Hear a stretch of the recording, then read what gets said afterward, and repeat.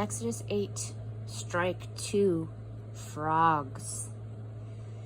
God said to Moses, go to Pharaoh and tell him, this is God's message.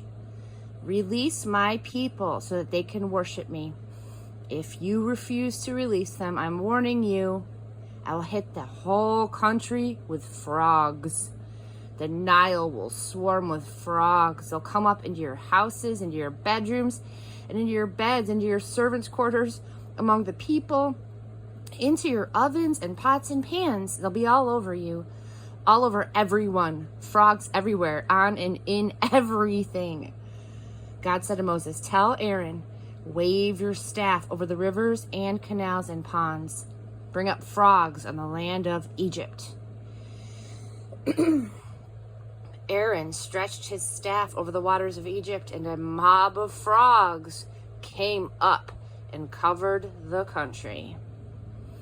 But again, the magicians did the same thing using their incantations. They also produced frogs in Egypt.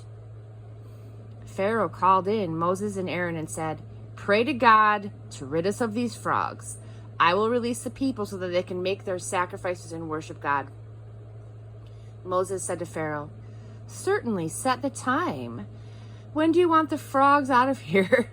Away from your servants and people and out of your houses. You'll be rid of the frogs except for those in the Nile. Make it tomorrow. Moses said, okay, tomorrow it is. So you'll realize that there is no God like our God. The frogs will be gone. You and your houses and your servants and your people, free of frogs. The only frogs left will be the ones in the Nile. Moses and Aaron left Pharaoh, and Moses prayed to God about the frogs he had brought on Pharaoh. God responded to Moses' prayer. Amen. The frogs died off. Houses, courtyards, fields, all free of frogs. They piled the frogs in heaps. The country reeked of dead frogs.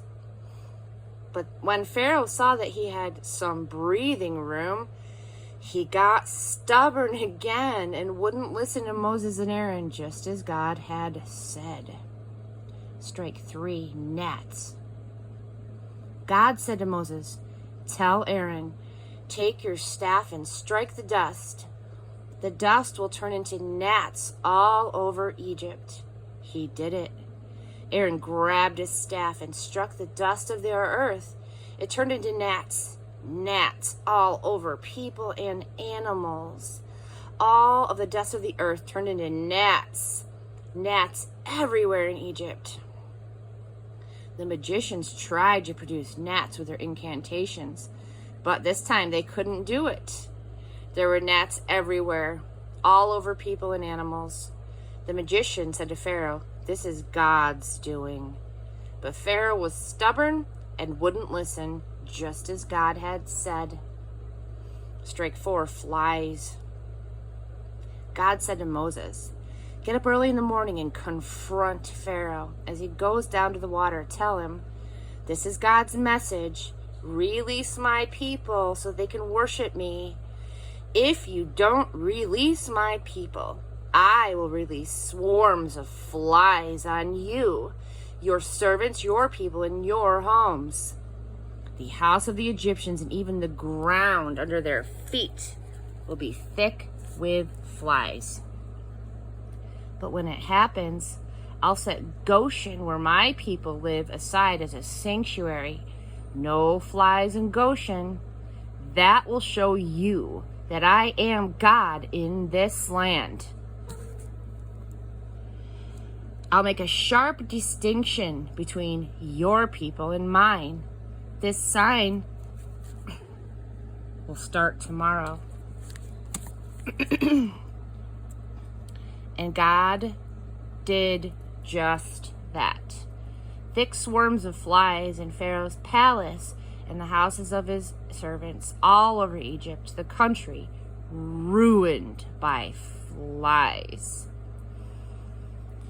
Pharaoh called in Moses and Aaron and said, go ahead, sacrifice to your God, but do it here in this country. Moses said, that would not be wise. what we sacrifice to our God would give great offense to Egyptians. If we openly sacrifice what is so deeply offensive to Egyptians, they will kill us. Let us go 3 days' journey into the wilderness and sacrifice to our God, just as he instructed us. Pharaoh said, all right, I'll release you to go and sacrifice to your God in the wilderness. Only don't go too far. Now pray for me. Moses said, as soon as I leave here, I will pray to God that tomorrow the flies will leave Pharaoh, his servants, and his people. But don't play games with us and change your mind about releasing us to sacrifice to God. Moses left Pharaoh and prayed to God, and God did what Moses asked. He got rid of the flies from Pharaoh and his servants and his people. There wasn't a fly left. But Pharaoh became stubborn once again and would not release the people.